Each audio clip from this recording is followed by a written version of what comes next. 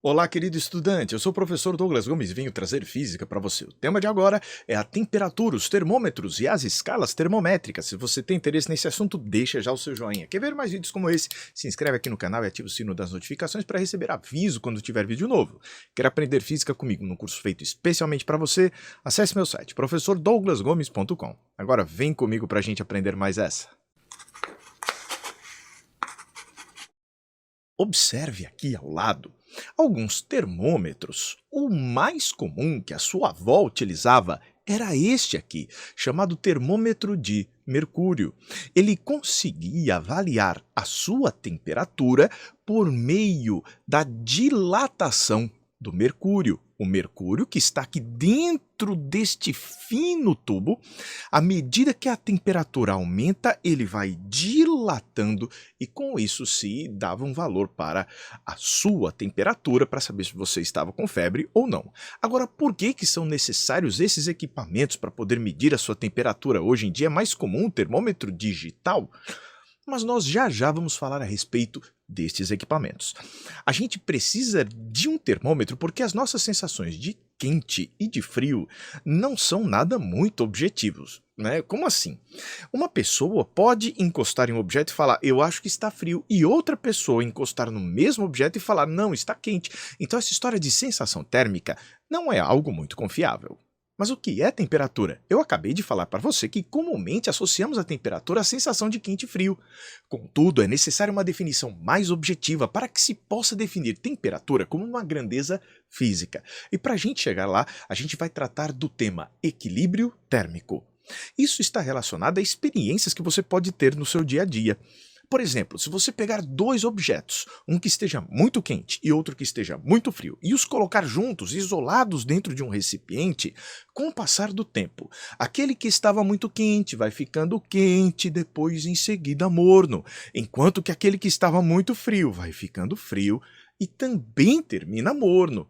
A gente diz que com o passar do tempo, esses dois vão parar de se transformar. Ó. Chegou morno, morno, morno, morno e permaneceu assim com o passar do tempo. Não houve mais transformação depois de um certo estágio que é chamado de equilíbrio térmico. Então, sempre que nós colocamos dois corpos juntos ali, isolados entre si, com o passar do tempo, eles vão atingir este estado de equilíbrio térmico. E é quando eles deixam de se transformar termicamente.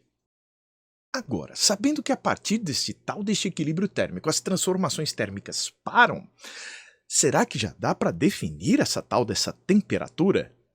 Falta ainda um detalhe chamado Lei Zero da termodinâmica. Vem comigo. Vamos supor agora que nós tenhamos três objetos, o A, o B e o C. Colocamos A e B juntos e vemos que eles não se transformam termicamente. Isso quer dizer que o A está em equilíbrio térmico com B. Tá certo. Depois, nós pegamos o A e o C e os colocamos juntos. Observamos que também não há transformações térmicas entre esses dois. Isso quer dizer que A e C também estão em equilíbrio térmico entre si. Aí alguém chegou e teve a seguinte ideia. Poxa, vamos tentar agora colocar o B e o C juntos. E o que se observou? Que se o A e o B estavam em equilíbrio térmico entre si, o A e o C também estavam em equilíbrio térmico entre si, então o B e o C, esses dois aqui, também sempre estariam em equilíbrio térmico entre si. Como isso se repetiu em todos os experimentos que foram feitos com diversos corpos ABC, isso se transformou na Lei Zero da termodinâmica, a lei mais básica do estudo da termologia. Assim, se definiu que temperatura é a propriedade que os corpos que estão em equilíbrio térmico têm em igual valor. Assim, olha como fica legal. Se TA é igual a TB e TA também é igual a TC, você já aprendeu na matemática que TB é igual a TC, que por sua vez também é igual a TA. Todas as temperaturas aqui estariam iguais. Então hoje a gente define desta maneira a temperatura. E olha que legal, vou te contar um segredo. O termômetro não mede a sua temperatura, ele mede a temperatura dele. Mas como assim? Esse termômetro de mercúrio e até aquele termômetro digital, para que ele consiga medir a sua temperatura, ele precisa estar com a sua temperatura.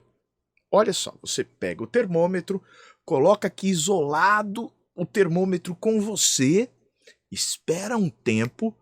Por que esse tempo? Para que o termômetro atinja a sua temperatura. Assim, ele vai conseguir medi-la. Então, saiba, os termômetros clássicos funcionam desta maneira. Entrando em equilíbrio térmico com você, ele pode medir a sua temperatura. Há termômetros que conseguem medir a temperatura à distância. Mas aí é um papo para mais adiante. Você já se perguntou o que é medir? Medir alguma coisa é comparar alguma coisa com outra. Por exemplo, qual é o tamanho da distância do seu pé até a sua cabeça? Ou seja, qual a sua altura? Você pode comparar a sua altura com a altura de uma barra de platina iridiada chamada metro. Este metro está num museu na Inglaterra e ele foi copiado para vários lugares do mundo. Este bendito deste metro é o que nós chamamos de unidade de medida de comprimento. Sempre que a gente quer falar do comprimento de alguma coisa, a gente compara com o comprimento desta barra de platina iridiada chamada metro padrão. Bom, hoje em dia existem outras formas de se definirem unidades de comprimento, mas essa é a forma mais clássica de se trabalhar. Aí você chega e pergunta, e temperatura? Eu vou comparar com o quê? Existe uma temperatura mínima para chamar de zero? Bem, inicialmente ninguém sabia de uma temperatura mínima, então foram criadas escalas de temperatura e não unidades de temperatura. Você fala, mas Douglas, qual que é a diferença entre uma coisa e outra? Uma unidade é aquela que se refere a uma grandeza que pode variar de zero até o infinito. E você chega e fala, olha, este pedaço aqui vale 1. Então você tem do 0 ao 1 a sua referência para efetuar a medida. Você vai ter a unidade de medida. É o que a gente faz, por exemplo, com o metro. Você tem o metro como a unidade de medida do comprimento. Da mesma forma, para a massa, a gente tem o quilograma. O quilograma é a unidade da medida da massa. Agora, para a temperatura, qual seria a menor temperatura que existe? Inicialmente, ninguém tinha ideia. Então poderia ir de menos o infinito até mais o infinito. E por essa razão se criaram as escalas. E como é que se faziam as comparações? A primeira substância mais interessante que foi utilizada para fazer comparações foi a água. Se utilizou das temperaturas de mudança de estado da água para poder medir as demais temperaturas do universo. Como assim? A água, sob pressão ao nível do mar, tem uma temperatura determinada em que ela se transforma do sólido para o líquido, aquele ponto de derretimento do gelo, a temperatura em que o gelo começa a derreter, e tem uma outra temperatura chamada temperatura de ebulição, quando a água começa a ferver. Com base nessas duas temperaturas, foram criadas as escalas que nós vamos estudar agora. Está gostando do meu trabalho? Pois eu te convido a conhecer a minha plataforma de física para o ensino médio, com videoaulas feitas para você aprender do básico até o nível que você precisa para fazer a sua prova para o seu Enem, para o seu vestibular. As nossas videoaulas vêm acompanhadas de resoluções de exercícios e listas também em PDF para você resolver. Não conseguiu entender? A gente tem aqui então um espaço para você tirar as suas dúvidas. Quer aprender física comigo? Acesse meu site professordouglasgomes.com. Segue o vídeo. Vamos agora estudar os valores que foram dados para cada uma das escalas de temperatura mais usuais. As temperaturas de referência, como eu havia dito, estavam relacionadas às temperaturas de mudança de estado físico da água, a temperatura em que o gelo começa a derreter e a temperatura em que a água entra em ebulição. Ao nível do mar, chamada pressão atmosférica normal. Calma, para a gente entender melhor, vamos ver o que Celsius fez. Na escala Celsius, chamada escala em graus Celsius, a gente coloca uma bolinha com a letra C como você está vendo aqui, ele chegou e arbitrariamente falou: eu vou dizer que a temperatura em que o gelo derrete é zero. Por que que ele escolheu zero? Porque ele quis. Isso é que significa ser arbitrário. Escolheu também como temperatura de ebulição da água o valor de 100. Escolheu, quis assim. Por outro lado, Daniel Fahrenheit escolheu para o ponto do derretimento do gelo o valor de 32. Douglas, que valor estranho. Ele tinha uma mistura de água com sais que ele queria que desse zero em determinadas circunstâncias. Mas acabou que, no ponto de gelo, o valor da escala de Daniel Fahrenheit dava 32. Já na temperatura de ebulição, o resultado que ele escolheu que fosse dado era o resultado de 212 graus Fahrenheit. Isso foi escolha do tal do Daniel Fahrenheit. Douglas, até aí está tudo bem. Então ele escolheu esses valores? Sim. Mas qual que seria a menor temperatura que pode existir? Pode existir uma temperatura abaixo de 0 graus Celsius? Sim, pode existir menos 10, menos 20. Podem existir temperaturas abaixo do 0 graus Fahrenheit? Também você pode ter menos 30 graus Fahrenheit. Existem temperaturas negativas nessas duas escalas. Mas, com o passar do tempo, o estudo da física avançou e se verificou que a temperatura estava relacionada ao grau de agitação das partículas, moléculas, átomos que constituem o corpo. Então todo o corpo é constituído de partículas, átomos, moléculas que têm uma certa agitação.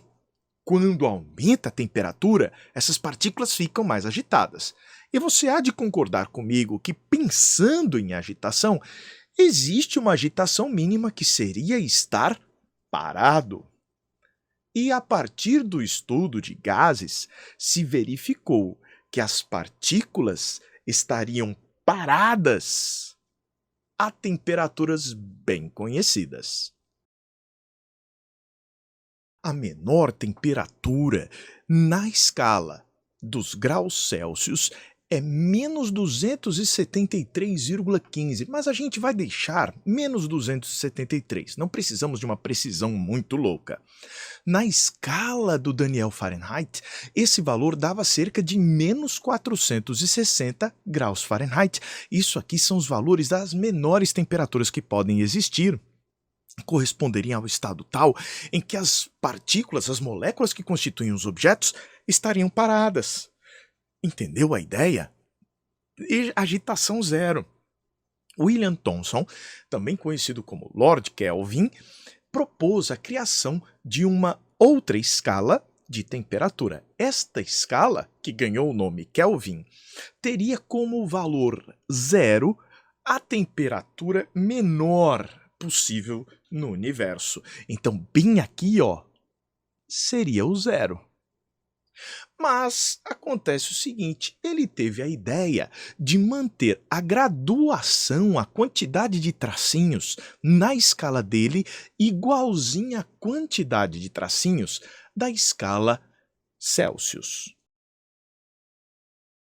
Observe aqui que a ideia do Kelvin foi dar o valor de zero para a menor temperatura que existisse, mas ele queria que a graduação, que a quantidade de tracinhos, o tamanho do tracinho, o tamanho do grau dele fosse igual ao do Celsius. Vamos contar.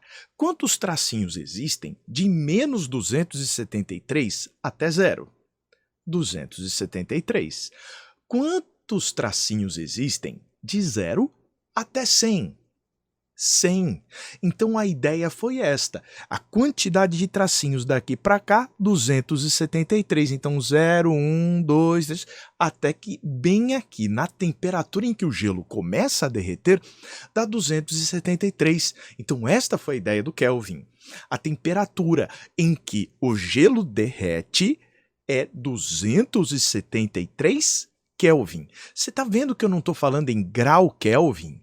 Porque Kelvin não é apenas uma escala, ele se tornou a unidade de temperatura.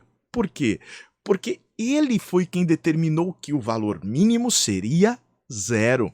E olha só, mantendo esta mesma ideia, do ponto de gelo até o ponto de ebulição, a gente vai ter 100 unidades, ó. Da mesma forma que aqui nos Celsius, vamos de 0 a 100, nós vamos aqui de 273 até 373. Conte, são 100 unidades, são 100 tracinhos. É interessante que a escala do Fahrenheit tem muito mais tracinhos do que as escalas do Celsius e do Kelvin. Você consegue verificar isso no olho? Veja, olha, são 180 daqui para cá, 492 entre esses dois pontos. Então, a gente diz até que a escala dos graus Fahrenheit é uma escala mais precisa, onde você tem mais tracinhos. A escala dos Celsius ficou conhecida como escala centígrada, porque ela tem 100 graduações entre esses dois pontos de referência que a gente estava trabalhando. Agora, vamos aprender a transformar as temperaturas. Se eu pergunto para você, 100 graus Celsius equivale a quantos graus Fahrenheit? Talvez você rapidamente me responda, 100 graus Celsius são 212 graus Fahrenheit. Se eu te perguntar em Kelvin, 373 Kelvin. Mas cuidado, não é para responder tão rápido assim. Se eu pedir para você transformar a temperatura, o resultado é 1. Se eu pedir para você transformar a variação da temperatura, o resultado é outro. Quer ver? Quando eu digo que a minha água em ebulição está a 100 graus Celsius, ela está a 212 graus Fahrenheit e está a 373 Kelvin. Mas, se para ela chegar aqui ela veio lá do gelo, o aumento foi de 100 graus Celsius. Mas o aumento foi de 180 graus Fahrenheit. O aumento foi de 100 Kelvin. Como assim? De 0 a 100, aumentamos 100. De 32 a 212, aumentamos 180. De 273 até 373, aumentamos 100. Então, transformar temperaturas é diferente de transformar variações de temperatura. Hã? Pois é. Note que aqui, 100 graus Celsius, a temperatura de 100 graus Celsius é igual à temperatura de 212 graus Fahrenheit, que é igual à temperatura de 373 Kelvin. Mas um aumento de 100 graus Celsius equivale a um aumento de 180 graus Fahrenheit, que por sua vez equivale a um aumento de 100 Kelvin. Olha como as transformações, se eu perguntar, transforme 100 graus Celsius em graus Fahrenheit em Kelvin, você vai ter que parar e falar, peraí, esses 100 graus Fahrenheit é a temperatura de 100 graus ou uma variação, um aumento ou diminuição de 100 graus Fahrenheit? Agora vem comigo para a gente aprender como fazer essas transformações. Vamos lá. Para transformarmos as variações de temperatura, nós vamos fazer uso da regra de 3, simples. A gente vai dizer que existe uma proporcionalidade entre as variações de temperatura. Bom, vamos começar. Suponha que a sua temperatura foi de um valor mais baixo até um valor mais alto, sofrendo uma variação em Celsius, que a gente vai chamar de ΔC, a variação em Celsius. Da mesma forma que variou em Celsius, variou em Fahrenheit, ΔF. Da mesma forma que variou em Fahrenheit, variou em Kelvin, ΔK. Agora, vamos para as regras de 3, né? A variação em Celsius está para 100. Por quê? Vamos pegar variações que a gente já conhece e são comuns nas 3 escalas. Eu sei que quando varia 100 na escala Celsius, varia 180 na Fahrenheit e varia 100 na Kelvin. Então, a variação em Celsius está para 100, assim como a variação em Fahrenheit está para 180, bem como a variação em Kelvin está para 100. E assim, a gente faz aquelas divisões. A variação em Celsius está para 100, assim como a variação em Fahrenheit está para 180, bem como a variação em Kelvin está para 100. Agora, a gente pode dar aquela simplificada da matemática. 100, 180 e 100 podem ser divididos por 20. Se eu dividir 100 por 20, dá 5. 180 por 20 são 9. E 100 por 20 são 5. Note, então, que a gente pode usar esta versão simplificada daquela expressão anterior. E também dá para notar que as variações em Celsius têm o mesmo valor das variações em Kelvin. Se aumentar 100 graus Celsius, aumentam 100 Kelvin. Se aumentar 1 grau Celsius, aumenta 1 Kelvin. Quem vai ser a diferente da história é a escala Fahrenheit. Para transformar de uma unidade de temperatura, de uma escala de temperatura para outra, nós vamos partir daquela regra de 3 que a gente acabou de mostrar para você. Agora, como é que a gente vai fazer? Ao invés de pegar qualquer variação, eu vou pegar a variação de 0, da temperatura do derretimento do gelo, até um certo valor C. Então, aqui em Fahrenheit vai ser de 32 até F, e na Kelvin de 273 até um certo valor K de temperatura que a gente tem. Douglas, e aí? Vamos contar. Como é que eu faço para saber quantos tracinhos existem de 0 até 100? Eu faço 100 menos 0. Como é que eu faço para descobrir quantos tracinhos existem de 32 até 212? Eu vou te dizer, faça 212 menos 32. E para saber quantos tracinhos existem de 273 até 373, subtração mais uma vez. 373 menos 273 são 100. Então é sempre fazendo esta diferença que a gente consegue obter o valor. Olha que legal. Quer saber quantos tracinhos existem de menos 273 até 0? Olha que legal. Você faz 0 menos 273. Sentiu o menos menos? E aí vem a brincadeira da matemática.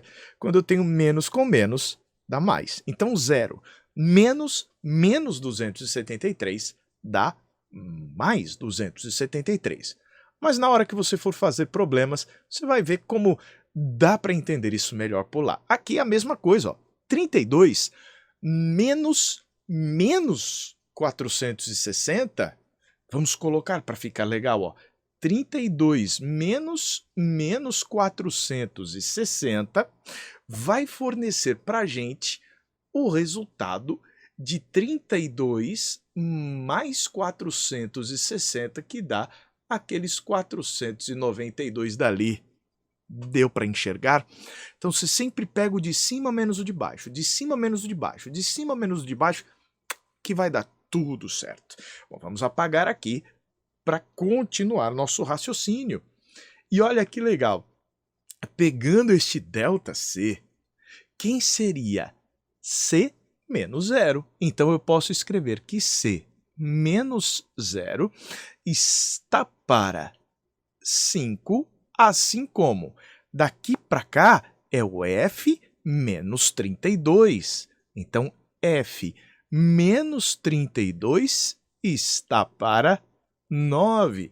E daqui para cá a gente vai ter o tal do K menos os 273. Então a gente coloca aqui, ó, K menos 273 dividido por 5.